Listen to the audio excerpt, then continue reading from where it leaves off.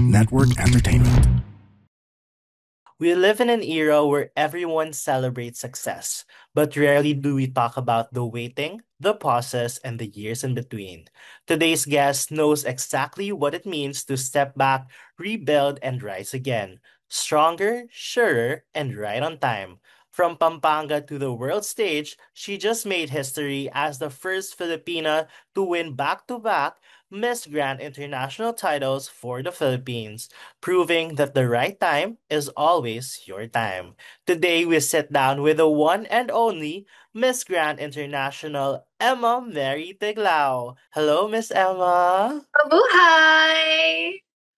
How are you Grabe po naman yung today? intro. Parang doon palang may iyak na ako. Grabe po. Opo. Kasi grabe din yung journey nyo.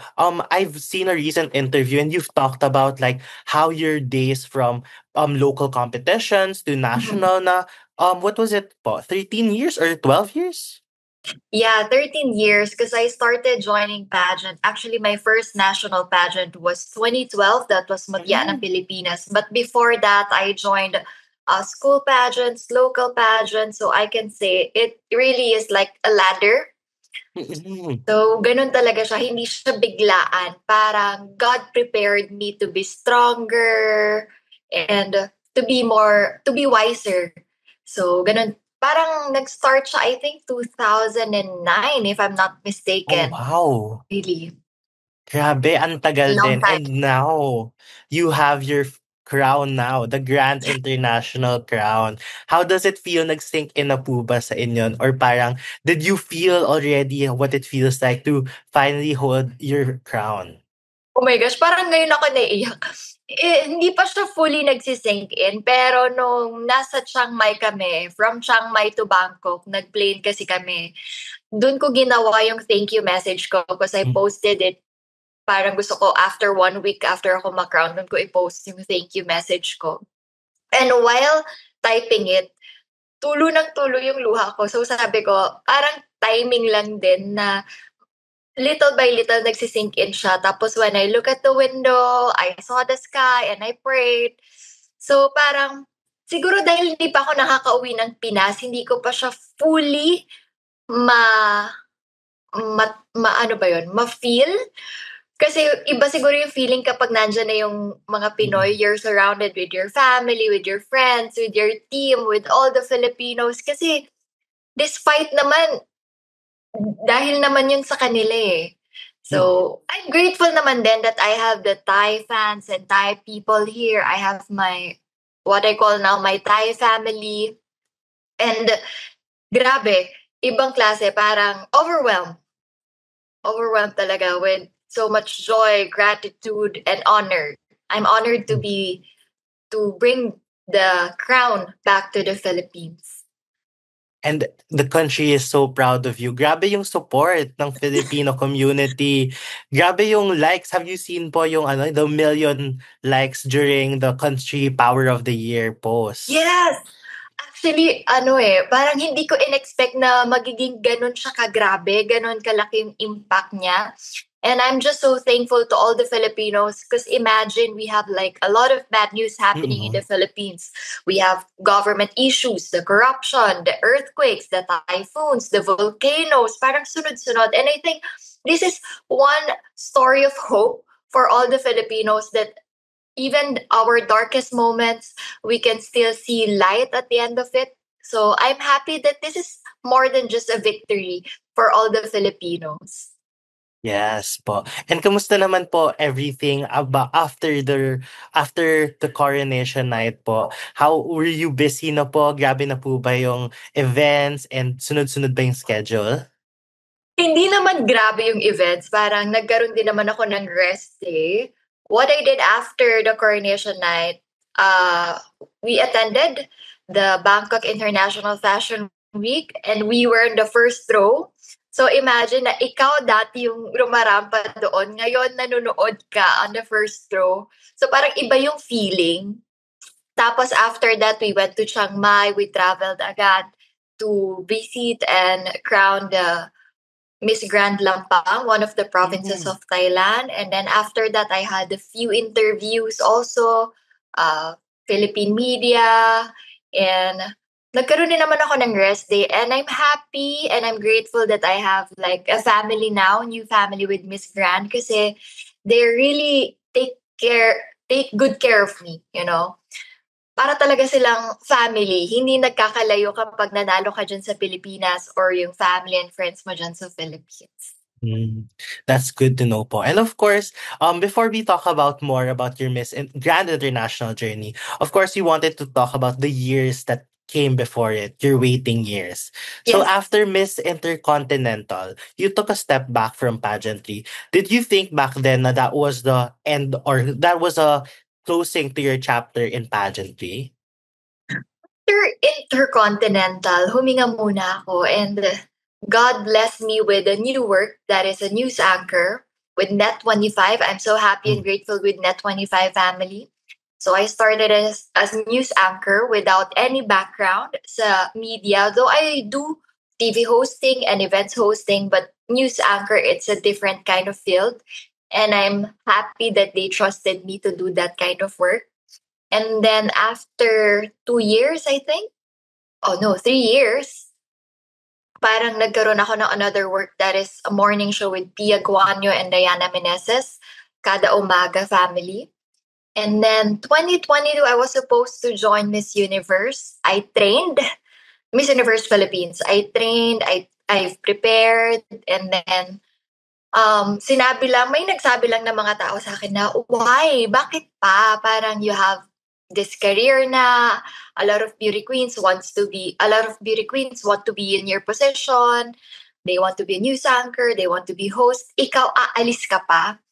So parang I prayed. Sabi ko, Lord, ano ba talaga yung plan? Hindi ko alam. Kasi ako, alam kong meron pa sa puso ko na gusto ko pang matry. Ayoko na mag-mature or mag-age na meron akong regrets because I don't wanna live with regrets. And then, nag-pray ako. Mahilig din kasi akong humingi ng mga signs kay God. Parang wala. So sabi ko, okay, sige, maybe I will stick to my work first. Tapos, hindi pa nun nagli-lift yung age ng Miss Universe eh. So sabi ko, ay baka okay na, tama na. 27 na ako, i-end na natin. That's why yung mga videos na ginawa namin, para hindi masayang, I did this signing off video. You can see it on my YouTube. So I was like, this is Emma Mary Tiglao and I am now signing off. Mabigat siya sa puso kasi parang, this is the end of my pageantry chapter. Pero sabi ko nga, okay lang, baka hanggang dun talaga, parang maybe God wants me to do like other things, like gamitin ko yung voice ko sa ibang bagay, hosting, news anchor, doing the documentary, like Lingap sa Mamamayan with Net25. So sabi ko, okay, sige, tatanggapin ko. I will fully accept it if that is really what God want me to do. And then, sunod-sunod na, parang 23, hindi ko na siya tinitingnan. A lot of people are like asking, are you going to join? Sabi ko, hindi. Kasi honestly, ang pagsali ng pageant, magastos po. It's like you investing for a business. Hindi siya tulad dati na a lot of people will just help you. Well, marami pa rin naman tumutulong, pero magsispend ka talaga ng money. And the beauty queens know that. The candidates, alam nila yan. So sabi ko, kung gagastusin ko yung savings ko, paano naman yung future ko? Parang magre-risk ka and parang business talaga, magre-risk ka ng malaki and hindi mo alam kung may ROI. Ganon siya. So gusto ko, kung sasali ako, meron akong separate na savings for that and hindi ko gagalawin yung savings ko for my family because I'm also helping my family. And then, 2025 came. Yes, I had the opportunity dun sa Miss Universe Philippines to represent another province. But then I was in New York that time and I think ayoko kasing lumaban na alam kong hindi ako handa. Alam ko sa sarili ko kapag ready ako. And I don't want to just be there para, alam mo yun, okay, sinali ka nito. Siguro, dala na rin na experience ko, parang, hindi na ako tulad nung dating Emma na, okay, sali, go. Pero ngayon parang, pag sinali mo ako, gusto ko, eto na yon. Kasi malaki na yung mga i-risk natin. Mhm. And then, nag-no ako with that opportunity. Sabi ko, hindi. Kung sigurong magme-Miss Universe or sasali ako with that pageant, parang gusto ko prepared talaga, hindi yung naisipan lang. Mhm. And then, few months after, dumating yung Miss Grand. Naging mag-roommate kami ni CJ sa Sorsogon. Kasi Mm. pareho kaming work noon. So sabi ko, baby girl kasi tawag ko sa kanya kasi nagkalaban kami sa isang competition. Sabi ko, baby girl, sayang, gusto kong sumali ng Miss Grand. Kasi feeling ko, yung Miss Grand, yung personality ko, pasok doon sa pageant na to. So sabi ko, sayang hanggang 30 lang. 30 na ako this year. Mhm. So sabi ko, baka hindi pasok. So sabi niya, oo nga ate, sayang. Tapos after ng work namin sa Sorsogon, biglang may interview si Nawat. Tapos sabi niya, ililift niya yung age to 35. Sabi ko, Lord, ito na ba yun? And then, sakto wala pang talagang, alam ko may representative si Pampanga, pero isa sa provinces ng Pampanga yun. Pero wala pa talaga yung for the whole Pampanga. So, parang sabi ko, nagtanong-tanong ako. Tapos yun. Tapos biglang, okay, open pa. Okay, go, sali. Tinanong ko rin yung team ko kasi parang hinihintay namin yung pagkakataon na to. And this time, parang nag-align lahat na parang yung team, okay, sige, go, okay. Ang family ko naman, supportive naman sa akin eh. Any decision na gagawin ko, go lang sila, they will support me. Kahit na yung savings ko, hindi ganun kalaki. Parang, feeling ko lang, I don't know, I think you also experienced that na parang you know if you're ready or not. Diba? You know if, Mhm. okay, kaya ko to. Mhm. I'm capable of doing this. So, yun siguro yung naramdaman ko. Then, ayun na, nagtuloy-tuloy na. Was there a moment na parang ito na yung pinaka-grandest sign na, okay, go tayo this year. Etong year na talaga na to. Or was it the age limit talaga?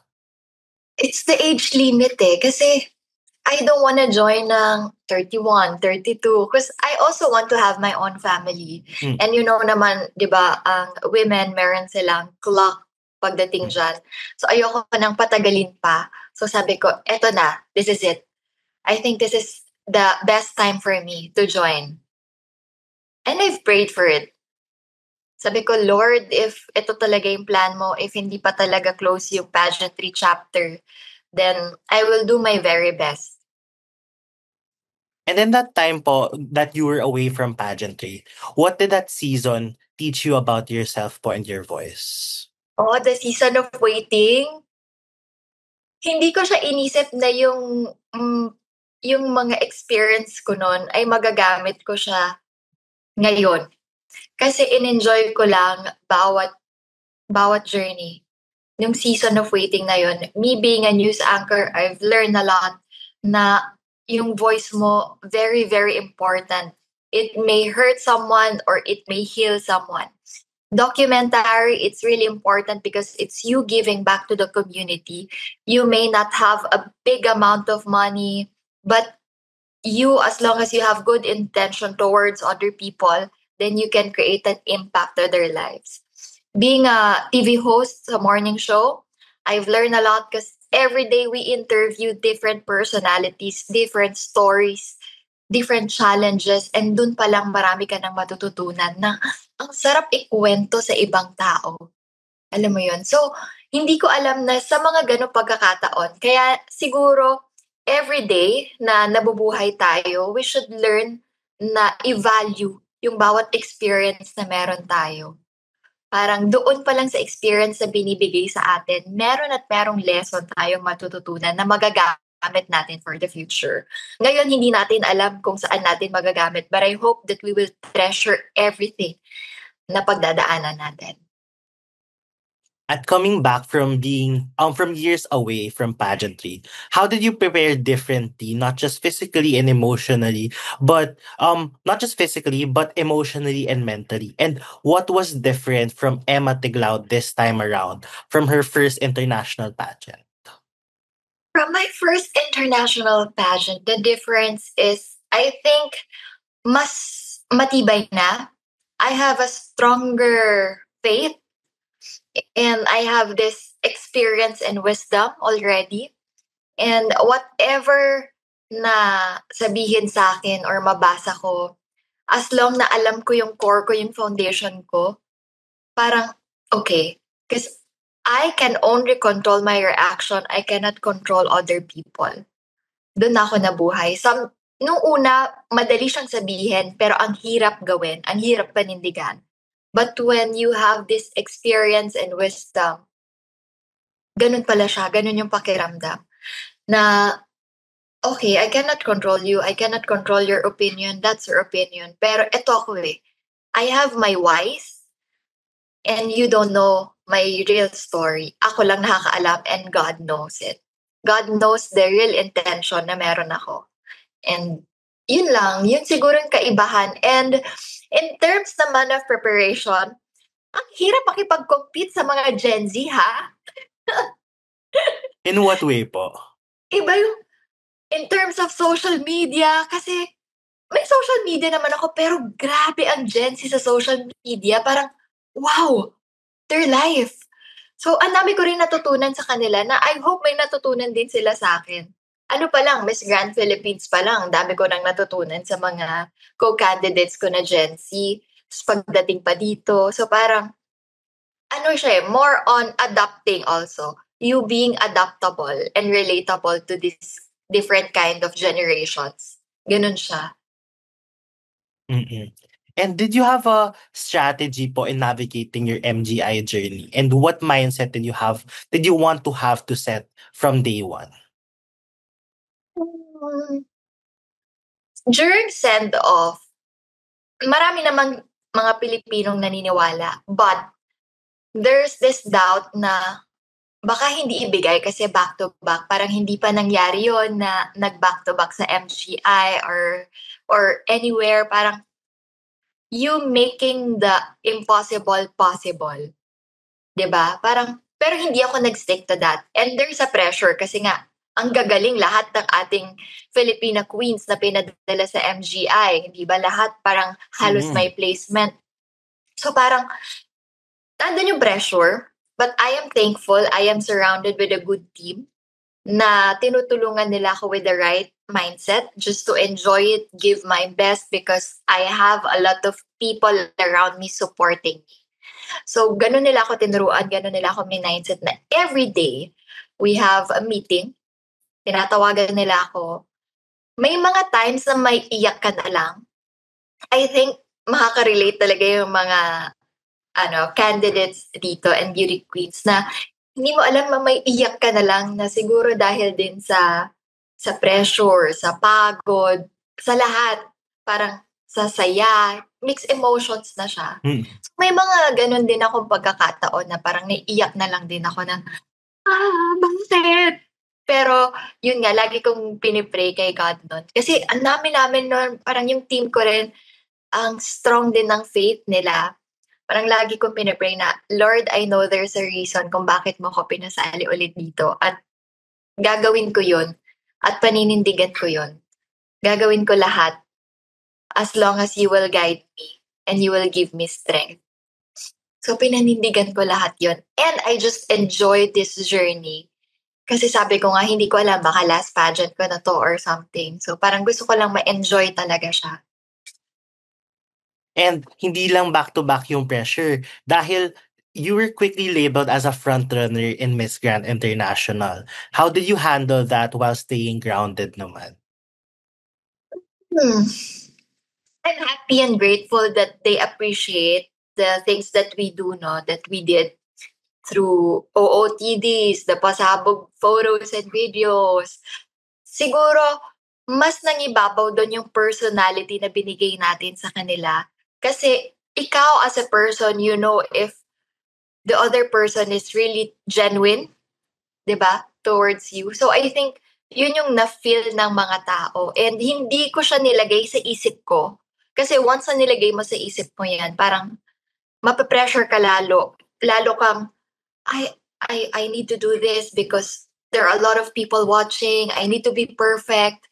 mas nilagay ko siya sa puso. Mas naging grateful ako kasi nakikita nila yun and mas nabavalue nila yung ginagawa. Kaya mas na-enjoy ko siya. Ganun siguro.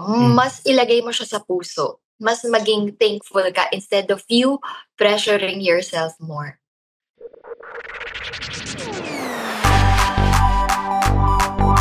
Mahilig ako makinig ng podcast. Ikaw? Mahilig ako gumawa ng podcast. Buti na lang, may podcast na ang Spits! Yay! Ano yung mga topic natin, guys? Julius Babaw. Oh, wow! Isang team tayo. Ooh. Kung friends ba talaga tayo o hindi. Kung papasok tayo sa bahay ni Kuya. Favorite ko rin yung pinag-usapan natin yung origin stories natin. At saka origin ng mga games. Yes! Kaya tara, let's makinig na kayo sa Tawa Let's with Spit in partnership with the Pod Network. Makinig kayo sa amin. Spit Manila. Spit.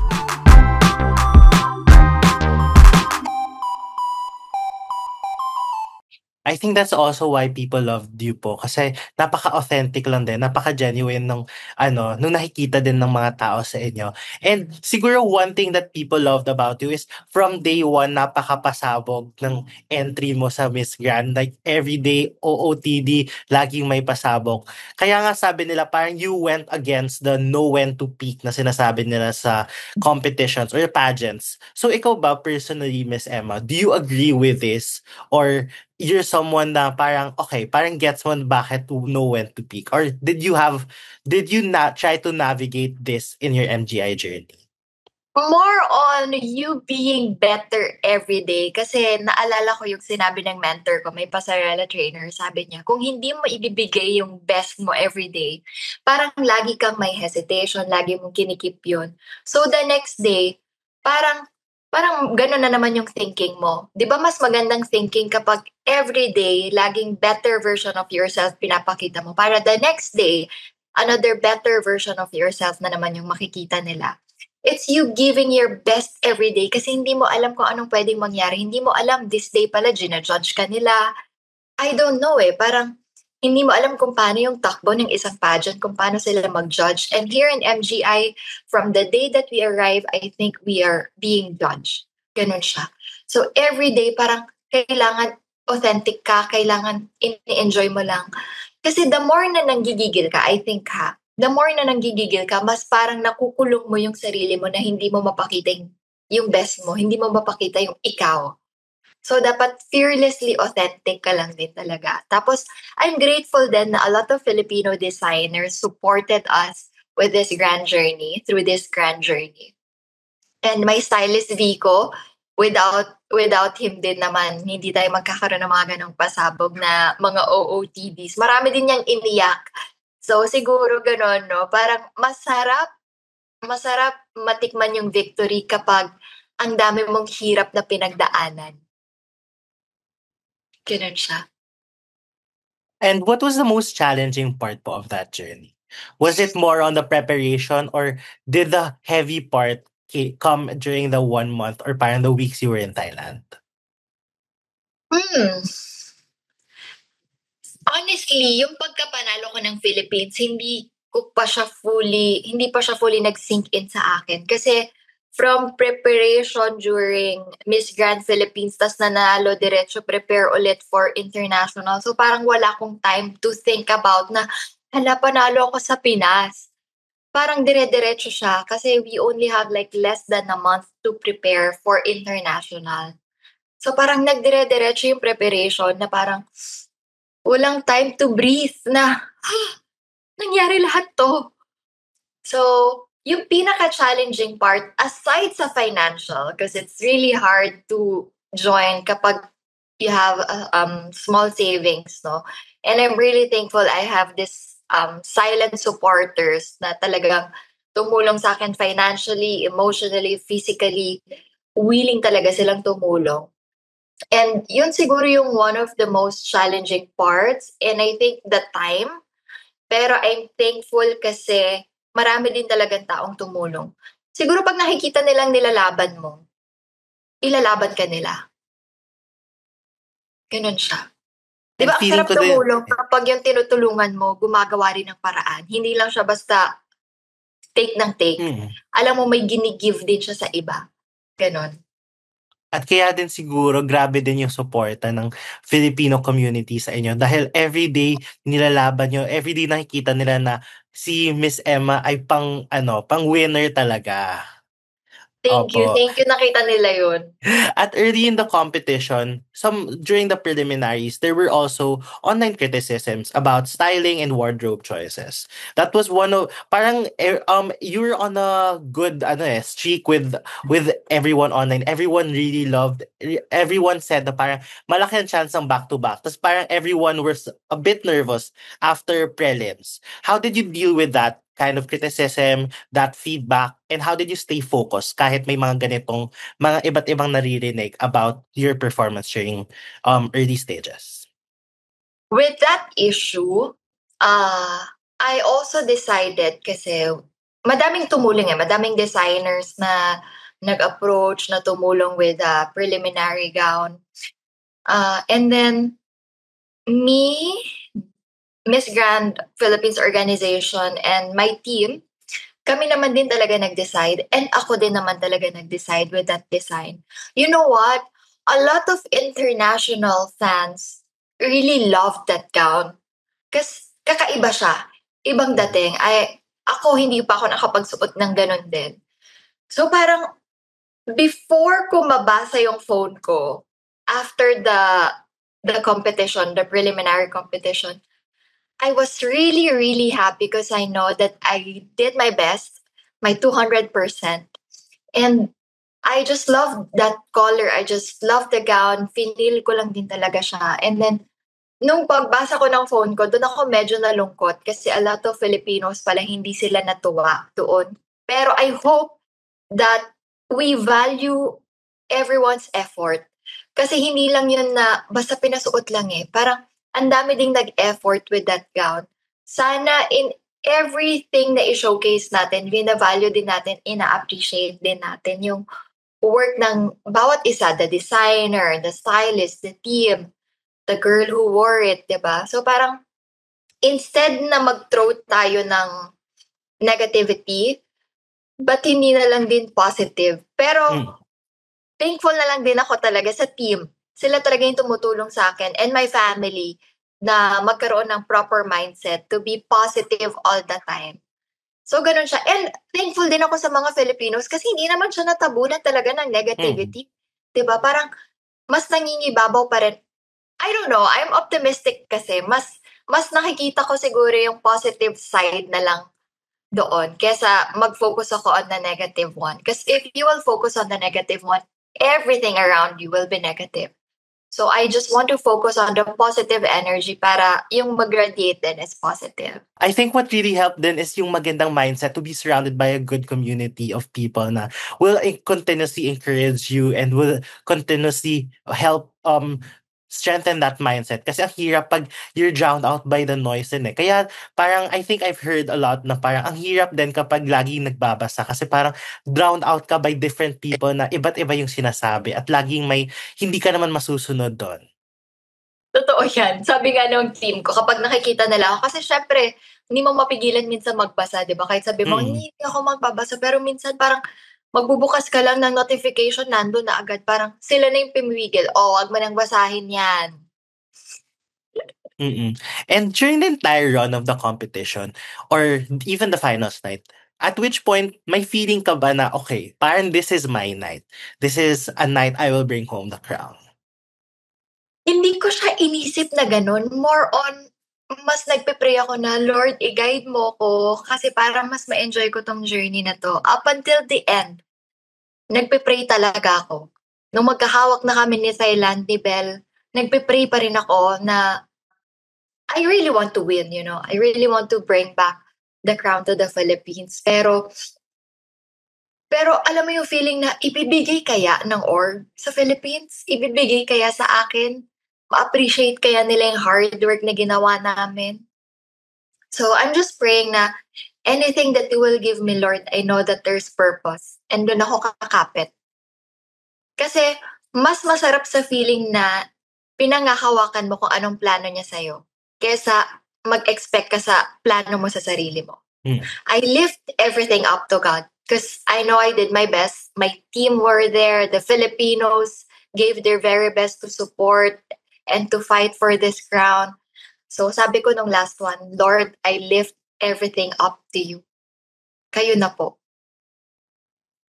At nung announcement naman nung winner na, nung magkahawak na kayo ni Thailand at tinawag na ang Philippines as the winner, what was the very first thought that crossed your mind? Especially na you made history as with a back-to-back win. Alam mo yung buka ng bibig ko, dami tuloy meme niyan. Yung buka ng bibig ko, kasi yung ano yun word yun na, what? Kasi talagang, binigay sa Pilipinas. Parang finally, parang yung not yet ko before became finally. Diba? So parang yung story mo na, okay, parang sabi ni Lord, okay, not yet for your season of waiting. And then, this, finally, wow. Hindi ako ganun naiyak kasi parang hindi ako makahinga na hindi ko alam hindi ko ma-explain yung feeling nung time na yon, especially nung pinatugtog yung national anthem. And I see a lot of Philippine flags waving. Some Filipinos are crying, shouting. Wala, nag-pray na lang din talaga ako na, thank you, Lord.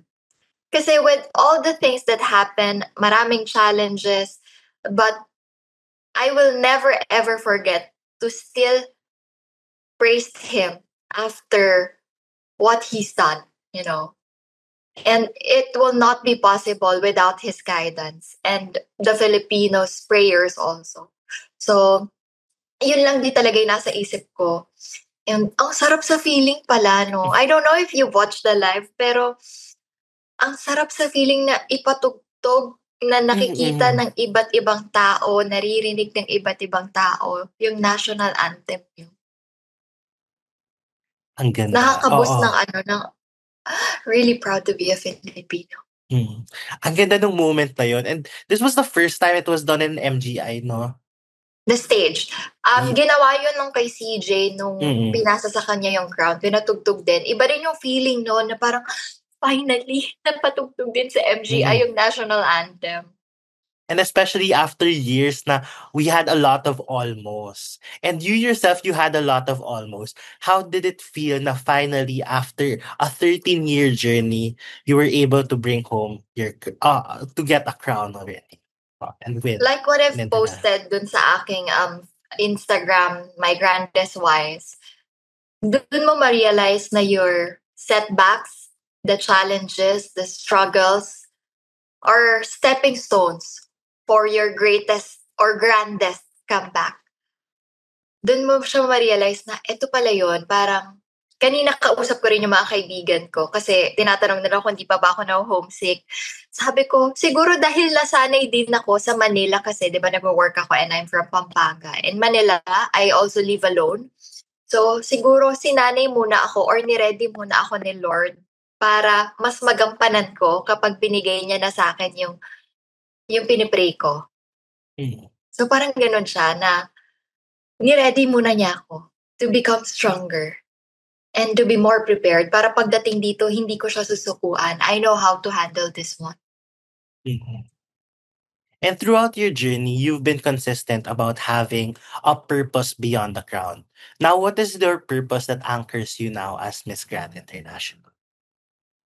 My purpose is, I know it may sound cliche, but to really be the voice, and I want to use that. First is, nung nag-live selling kami, I think I used it already. Hindi lang siya basta live selling. We allotted part of our commission to help the Filipino people who were affected by earthquake in Cebu, northern part of Cebu.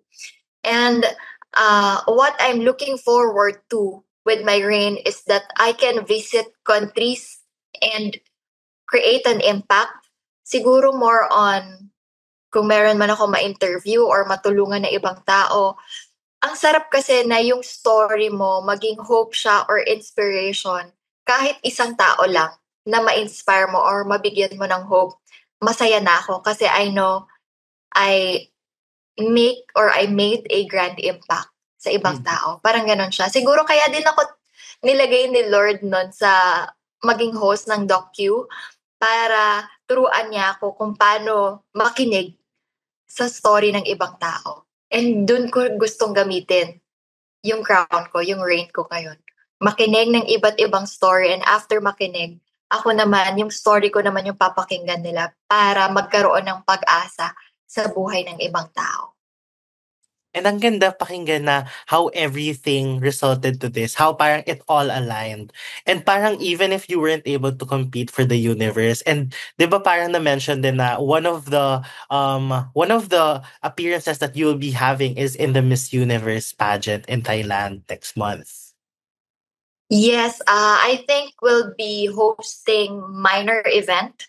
Hindi ko pa alam talaga totally. Wala pang sinasabi sa akin. Pero I will stay also kung saan nagsistay yung mga Miss Universe candidates. So parang, thank you Lord for the experience. I can see and meet some of the Miss Universe candidates. Yung ibang actually Miss Universe candidates, nakaka-message ko na even nagko-compete pala ako ng Miss Grand Philippines like Miss Universe Cote d'Ivoire, si Vina, na Miss Grand Thailand. So parang nakakataba ng puso to have this kind of experience, and hindi ko siya ipagdadamot i-share yung experience ko sa ibang tao. And what kind of legacy do you hope to leave as Miss Grand International from the Philippines?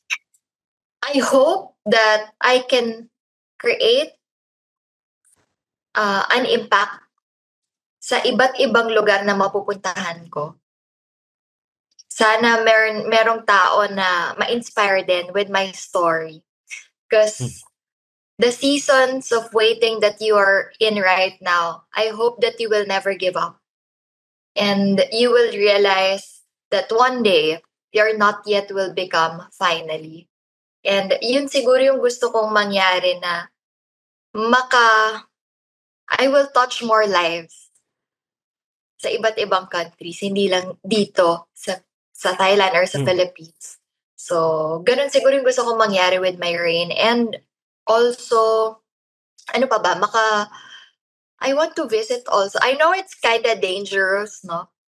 Hindi naman dangerous, kind of risky to visit Palestine. Pero when I talk to Miss Grand Palestine, I really want to help her also. Kasi siya yung naka-experience firsthand kung anong meron sa country nila. So, isa yun sa gusto ko rin mapuntahan, or kung hindi ko man mapuntahan, sana matulungan ko siya in my own simple way. And we're excited to see what else is in store for you as Miss Grand International 2025. And we just wanted to say first na grabe yung pride na dinala niyo po sa country. And of course, lastly, for our last question naman, siguro ito as culmination na rin of your 13-year journey, finally winning the crown for young women, especially Gen Zs, who are feeling like they're running late, parang hindi nag-a-align yung teams na, and are starting over. What message do you want them to take from your story? Never, ever, ever give up. And make your faith stronger than your fear. And don't forget your purpose. Because your why will be your way towards your goal. As long as you have a great foundation, as long as you will not forget the people who were there when you are nothing, then I know that someday you can achieve what you really want. Kapit lang. Laban lang. Grabe, nakaka-motivate ka talaga kausap, Miss Emma, and I'm so much honored to have this opportunity to speak with you. And of course, lastly, siguro, I just wanted to ask if you have any message to your Filipino community, to the Filipino pageant fans who have watched and supported your journey in MTI. Maraming salamat po. Alam niyo kung gaano ako ka-thankful, ka-grateful that I'm bringing the Filipinos dito sa fight na to. And when times that I doubted myself, andyan kayo to pull me up. And I'm really grateful na ang dami ring Pilipino na nanood dito sa Thailand. 1 million reaction. Grabe yung suporta na binigay po ninyo. Maraming salamat. And I can't wait to see you soon. I know that we'll be having a grand homecoming. If kaya ko lang magpa-thank you sa bawat isa gagawin ko. Pero hindi na yata yun kaya. Ngayon pa lang, maraming salamat po talaga. And yung panalo po na to ay panalo nyo rin po. Sa lahat ng mga nag-pray, sa lahat ng mga sumigaw, parang konti-konti nakikita ko yung clips ng mga reaction videos. Sobrang natutuwa po ako. And hindi pa po tapos yung journey natin. And I hope also that you will support all the Filipino queens that will compete in a different pageants. Marami pa po tayong pageants. And hindi lang naman to beauty eh. We have a purpose to give. So I hope that you will also know kung bakit po kami lumalaban. We are bringing not just our story, but our story. And I hope that this will bring hope to all the Filipinos, especially kung ano man yung nangyayari po sa atin ngayon. So yun po. Maraming salamat. And to all the Kapampangans, dakal pong salamat. Thank you so much, Miss Emma. And siguro pinaka-last na talaga. Sobrang iconic nung introduction nyo. May we hear it one more time po? Okay, go. Emma Mary Tiglao, Miss Grand International 2025. Oh my gosh, thank you so much po, Miss Emma. Thank you. Baka marinig ako ng kabilang room. Sabi, Inang. Thank you po for making time. Thank you so much po. Thank you so much for this.